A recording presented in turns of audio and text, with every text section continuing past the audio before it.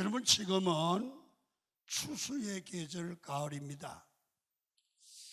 우리 하나님은 우리 신앙에도 비유를 통해서 너희가 농사꾼이 농사를 지으면 열매를 추수하듯 너희 신앙에도 열매 맺는 신앙이 되라, 그렇게 말씀을 하시면서 우리에게 신앙의 열매를 요구합니다. 여러분, 신앙생활에서 열매를 맺어야 하나님께 영광이 된다. 그러려고 하면 우리 신앙의 열매는 마음밭이 잘 준비되어야 된다. 마음이 말씀을 받아들이고 마음이 말씀대로 살 수 있는 그런 바탕이 준비가 되면 신앙은 열매를 맺게 된다. 열매를 맺는 게 영광이 되고 하나님께는 영광이 되고 나에게는 복이 된다. 그래서 주님은 신앙생활을 했으면 반드시 열매를 맺어야 된다. 본문은 씨 뿌리는 비유로 핵심 메시지가 뭐냐면 사람들이 하는 소리를 듣는 자세만 바꾸어도 인생이 바뀌고 열매 맺는 신앙이 된다. 그래서 오늘 누가복음 8장 8절에 좋은 땅에 떨어지면 100배의 결실을 맺는다. 여러분, 어떤 사람은 같은 소리를 듣고도 좋게 듣는 사람이 있어요. 그래서 이런 말 있죠. 새 소리를 듣고 야, 저 새가 어떻게 저렇게 아름답게 노래하니, 이렇게 듣고요, 어떤 사람은 아이고 저애가 솔프게 운대. 같은 새소리를 똑같은 소리를 듣고 어떤 사람은 노래소리로 들리고 어떤 사람은 우는 소리로 들린다면 그 사람의 마음은 엄청난 차이가 있는 겁니다. 성도 여러분, 그래서 우리는 듣는 게 중요합니다. 어떻게 듣고 어떻게 소화하고 생각하느냐에 따라서 그 사람의 운명이 결정됩니다. 할렐루야. 자, 성도가 신앙생활하면서 기왕이면 100배의 결실을 맺어야죠. 그러면 말씀을 잘 들어야 돼요. 또 한 가지, 같은 얘기를 들어도 믿음으로 생각하고 받아들여야 돼요. 어떤 사람은 욕을 하는 소리를 듣고도 은혜를 받는 데잖아요. 어떤 사람은 좋은 얘기를 듣고도 상처를 받고요. 그래서 오늘 여러분들의 마음밭을 항상 옥토밭처럼 그렇게 만들어서 무슨 말씀을 듣든지 무슨 얘기를 듣든지 열매 맺는 삶으로 나를 만들어갈 줄 아는 믿음의 사람들이 되기를 축원합니다. 오늘 본문은 우리에게 주는 비유가 뭐냐 하면, 여러분, 밭의 비유예요. 우리 마음을 밭에다가 비유했어요. 그래서 이런 마음들이 있는데, 성도들의 마음속에는 하나님의 말씀을 바로 들으면 열매가 맺히는데 이런 마음이 있는데 이 마음을 옥토로 만들라는 거죠. 오늘 자 성경을 봅니다. 12절입니다. 시작. 길가에 있다는 것은 말씀을 들은 자니 이에 마귀가 가서 그들이 믿어 구원을 얻지 못하게 하려고 말씀을 그 마음에서 빼앗는 것이요. 자, 보세요. 말씀을 성도가 잘 들으면, 말씀을 받으면 이 말씀이 사람의 마음 속에 들어가서 성경이 이렇게 말해요. 믿는 자 속에 말씀이 역사한다. 믿는 자 속에 역사하면 열매를 맺는데, 축복이 되는데, 이 길가밭, 다시 말하면 이 길가밭이라는 마음은 마음이 무디어졌다, 무딘 마음이다, 그런 뜻이거든요. 자, 무딘 마음, 길가밭에 씨가 떨어지면 이거는 열매가 어렵다는 거예요. 자, 길가밭은 우리가 잘 알아요. 또 이 얘기를 들었어요. 밭이 있어요. 밭이 있는데 사람이 이렇게 밭을 이렇게 돌아가야 되니까 그냥 밭 속으로 질러서 가는 거야. 그게 옥토밭이었는데 사람들이 자꾸 가니까 딱딱해져 가지고 길처럼 됐다, 그 말이거든요. 그러니까 여러분, 이 길가밭 같은 무딘 마음의 성도가 교회 안에 있다. 뭐냐 하면, 여러분 처음에는 원래 좋은 마음이었는데 마음이 굳어졌어요. 왜 굳어졌습니까? 오래 다니면서 이런 말 저런 말, 이런 설교 저런 설교를 많이 들었습니다. 그러니까 이제는 웬만한 얘기를 들은 은혜가 안 되는 거예요. 마음이 딱딱해졌어요. 그래서 결국은 습관적인 신앙이 된 겁니다. 여러분, 하나님의 말씀을 들어도 은혜가 안 될 뿐 아니라 귀에 들어오지도 않습니다. 이 사람들은 이렇게 생각합니다. 설교를 들으면서, 오늘 같은 밭의 비유를 들으면서, 야, 씨 뿌리는 비유 말씀은 내가 예수 믿고 수천 번도 더 들었다. 뻔한 얘기야, 뻔한 얘기. 은혜를 못 받아요. 마음이 굳어졌어요. 여러분, 오순절날 베드로가 설교하는 현장을 보면, 야, 우리 목사들은 정신이 번쩍 나요. 자, 성경 한번 봐요. 사도행전 2장 36절이에요. 읽습니다. 시작. 그런즉 이스라엘 온 집은 확실히 알지니 너희가 십자가에 못 박으니 예수를 하나님이 주와 그리스도가 되게 하셨느니라 하니라. 여러분, 성령 충만한 가운데 베드로가 말씀을 증거합니다. 그러니까 성도들의 반응이 나타나는 겁니다. 어떻게 해요? 말씀을 듣고 성도들이 마음에 찔렸다. 마음에 뭔가가 충격이 왔다. 그래서 어찌할꼬 형제들아, 마음에 찔려서 어찌할꼬 형제들아. 여러분, 그래서 오늘 여러분들과 제가 세상에 살다 보면 무딘 마음, 길가밭 같은 마음이 있어서 말씀이 안 들어오는 것은 상당히 문제점이에요. 그래서 내가 은혜가 안 되거든. 여러분, 마음을 바꾸려고 애를 쓰고 기도하기를 바랍니다. 그래서 설교자도 책임이 있고, 졸고 앉아 있거나 다른 생각을 하는 자들도, 성도들도 책임이 있습니다. 그래서 우리 교회는 이 문제가 해결되기를 축원합니다.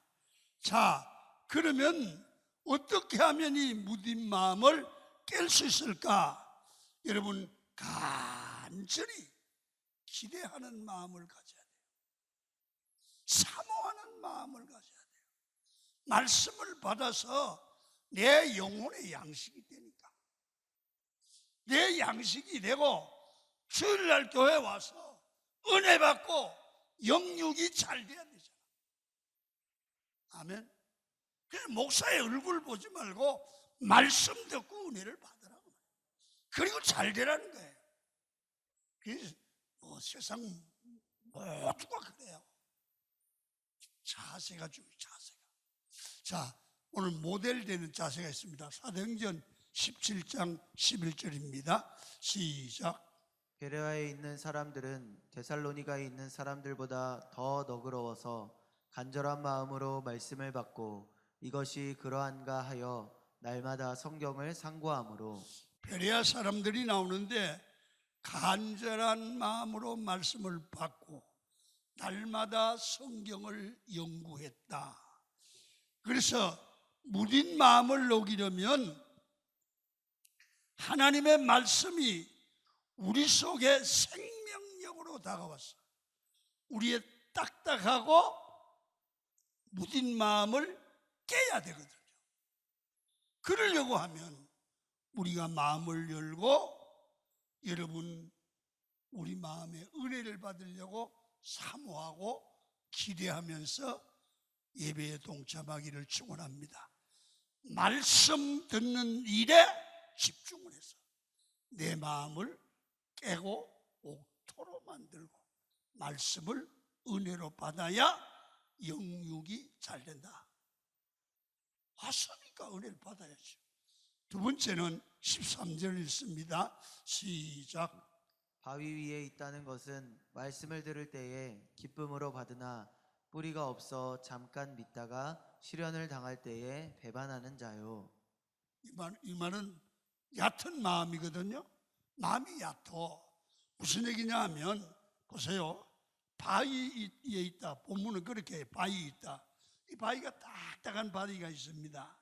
시간이 가면 먼지도 앉고 흙이 날라서 앉기도 하고 쓰레기도 앉고 그래서 곁으로 보기는 땅이 좋은 것 같아. 그런데 씨가 떨어졌어요. 싹이 나요 처음에는. 그런데 조금만 내려가면 바위 덩어리야. 그래서 말라 죽는 거예요. 그러니까 무슨 얘기냐면 이 사람들은 감정적인 사람들입니다.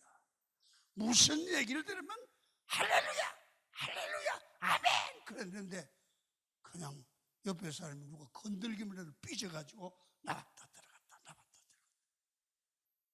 여러분 이 사람들의 특징이 뭘까요? 뿌리가 얕아서 쉽게 믿지만 쉽게 뜨거워지지만 쉽게 식고 쉽게 등을 돌리는 것입니다. 얕은 마음을 가지신 분은 조금만 은혜 받으면 얼마나 뜨거운지 기쁘고 즐거워하지만 금방 식어버립니다. 여러분 조금만 마음에 안 들거나 상처를 받으면 돌아서지요. 별것도 아닌 것 때문에 여러분 은혜가 떨어지고 교회도 안 나오고 교회를 옮긴다 말 일을 한다 안 한다. 와 참 대단합니다. 왜 그렇습니까? 여러분 뿌리가 없어서 잠깐 믿다가 시련을 당할 때 배반한 자다. 그러니까 시련을 당하면 고난을 당하면 시험을 당하면 이기질 못하고 넘어지는 신앙이라서 열매가 맺을 수 없다. 여러분 한번 돌아보시면 여러분 왜 그렇게 쉽게 넘어집니까? 왜 그렇게 낙심합니까? 여러분 마지막 때는요 믿음을 지켜야 돼요. 시련이 온대요. 시련에 지는 성도가 되지 말고 시련을 이기는 성도가 되기를 축원합니다. 어떻게 세상을 살다 보면 마음에 다 들어요. 마음에 안 들 때 잘해야 돼. 여러분 성경에 보면 베드로전서의 배경이 뭡니까? 네로 황제 때 핍박과 시련이 엄청나게 많았습니다. 그때 베드로전서 1장 7절에 보면 이렇게 말씀합니다. 시작. 너희 믿음의 확실함은 불로 연단하여도 없어질 금보다 더 귀하여 예수 그리스도께서 나타나실 때에 칭찬과 영광과 존귀를 얻게 할 것이니라. 믿음의 사람은 내 안에 믿음 있음을 어떻게 보여줍니까? 여러분, 믿음의 사람은 환경의 변화에 의해서 변화가 없습니다. 시련이 와도 믿음을 지킵니다. 시련이 와도 마음에 안 들어서 신앙적 자세를 취합니다. 이게 믿음 있음입니다. 그래서 우리 강은교회 성도들은 정말 시련을 이기는, 환난을 이기는, 고난을 이기는 말세의 믿음으로 승리한 뿌리 깊은 성도가 돼서 100배의 열매를 맺기를 축원합니다. 그러면 세 번째는 14절입니다. 시작. 가시떨기에 떨어졌다는 것은 말씀을 들은 자이나 지내는 중 이생의 염려와 재물과 향락에 기운이 막혀 온전히 결실치 못하는 자요. 이 말은 마음이 너무 복잡한 마음입니다. 이 사람은 가시떨기가 있는 땅과 같은 마음인데요, 이런 사람들은 사회적으로 성공한 사람이에요. 돈 많이 번 사람이에요. 그래서 교회 와서도 돈 버는 생각에 머리가 꽉 차 있어요. 끝나고 누구 만나고 뭐하고 꽉차 있어요. 그리고요, 은사가 많거나 잘 나가거나 친구가 많거나, 여러분, 이런 사람들은 얼마나 완벽하든지 뭐든지 잘 하려고 합니다. 그래서 항상 마음이 복잡합니다. 그래서 교회에서 기도할 때도 돈 계산하고 딱딱딱딱. 이런 사람이요, 교회 오시면 교회 오서 세상 것 다 잊어버리고 예배 드리는데 집중해야 은혜를 받아. 교회에서 핸드폰 켜고 그거 보고 약속 계산하고 어디 갈 생각하면 그게 은혜가 되겠습니까? 그래서 교회 와도 하나님을 향한 마음만 있는 것이 아니라 세상 향한 염려도 있고 재물 욕심도 있고 향락도 있어서 기운이 막힌다고 말했습니다. 그래서 복잡한 생각을 갖고 있는 사람들은 늘 피곤합니다. 마음에 추구하는 게 너무 많습니다. 그래서 항상 많은 문제에 쓸데없이 눌려 살고 끌려다닙니다. 요즘 수능시험이잖아요. 여러분, 고3들 아들이 딸이 수능 준비하는데 애들보다 엄마가 고민을 더 많이 해요. 그래서 어떤 엄마들은 막 부들부들 떨어요. 여러분, 기도하는데 여러분, 아이들이 안 나오니까 엄마가 가서 머리 대고 기도받아요. 어떤 사람은요, 세상 향락에 빠져 있습니다. 늘 바빠서 예배를 못 나오는 거요. 어디 갔냐 그랬더니 친구하고 등산 갔대. 여러분, 꽃구경 가고 캠핑 가고, 여러분 어디 여행 가고 제주도 가고, 이 가시떨기 마음을 가진 사람들은 어떻게 바쁜지 몰라. 나는 예수님도 잘 믿고 돈도 많이 벌고 여행도 즐겨야 되고 인생은 완벽해야 되고 멋진 인생이 돼야 된다고 그렇게 신경을 쓰다 보니까 하나도 제대로 되는 게 없습니다. 여러분, 이제는요 좀 정리를 해요. 내 인생 하나님께 맡겨야 돼. 잘 봐요. 사람이요 영원히 사는 거 아니야. 오늘을 하나님이 오라면 가야 돼. 큰 소리 치지 못하는 게 인간이야. 여러분, 오늘 여러분들과 제가 알아야 돼요. 성경은 말해요. 내 길을 여호와께 맡기라. 그를 의지하면 그가 이루신다는 거야. 염려는 근심 때문에 마음이 나누어지는 것입니다. 그러므로 이 염려가 많고 일이 많은 사람은 늘 불안하고 늘 초조해서 믿음이 없어요.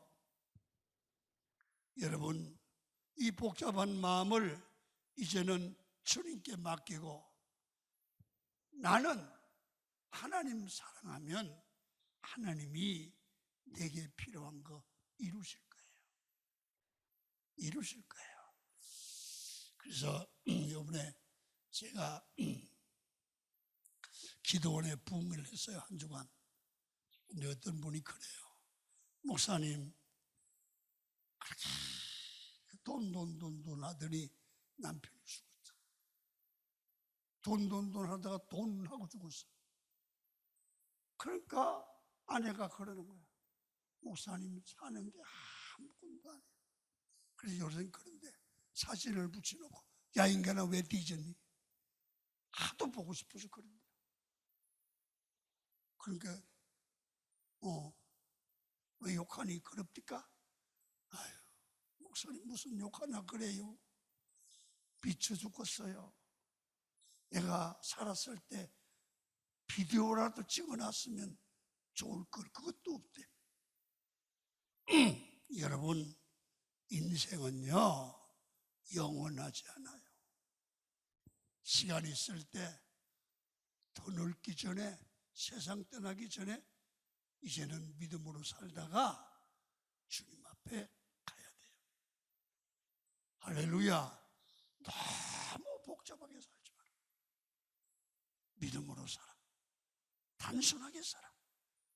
마지막 하나 15절 이제 이렇게 가야 돼요. 시작. 좋은 땅에 있다는 것은 착하고 좋은 마음으로 말씀을 듣고 지키어 인내로 결실하는 자니라. 좋은 마음밭을 가지면 백배 결실한다. 우리 잘 아는 땅입니다. 자, 좋은 땅이 되면 말씀을 받는 게 다르고요, 듣는 자세가 다르고요, 생각이 달라요. 해석이 달라요. 마음이 비뚤어지면요 좋은 얘기도 비뚤어지게 생각해요. 여러분요, 부부간에도 마음이 삐뚤어진 사람들은 싸운 내용을 보면 여러분 상대가 나쁜 게 아니고 자기가 마음이 삐뚤어진 거야. 그래서 좋은 마음을 준비하면 좋은 열매를 거두는데, 좋은 마음을 가져도 우리가 농부의 비결을 배워야 돼요. 농부는 농장에 소망을 가지고 여러분 씨를 뿌리잖아, 그렇지? 그러면 바로 열매를 거두는 게 없어요. 씨를 뿌리고 나서는 하나님이 자라게 하고 꽃피게 하고 열매를 맺을 때까지, 가을까지 기다려야 돼요. 그래서 인내와 기다림이 필요합니다. 우리는 너무 급해요. 그래서 고구마를 심어놓고 싹이 요만큼 자란 데 가서 홀딱 뽑아봐요. 고구마 달려면 없어요. 근데 이 고구마 심어놓고 가을까지 그냥 두면 이렇게 큰 고구마가 달려요. 뽑았다 심었다 뽑았다 심었다 하면 안 열려. 참고 인내해야 돼요. 예수 믿는 것도 기도하고 충성하고 헌신하고 축복의 씨앗을 심었으면 기다려야 돼요. 그러면 열매가 맺혀요.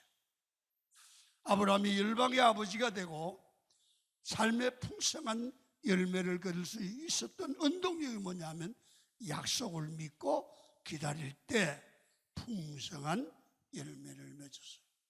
그래서 우리는 늘 마음밭을 관리하고 풍성한 열매를 맺어가는 그런 삶을 살아가야 마지막 때 사는 길이요. 마지막 때는 무엇보다도 우리 마음밭을 관리해서 은혜 받고 믿음에 결실하여 주님 앞에 칭찬받는 종이 되어야 될 줄 믿습니다. 그렇게 살게 나시면 아멘.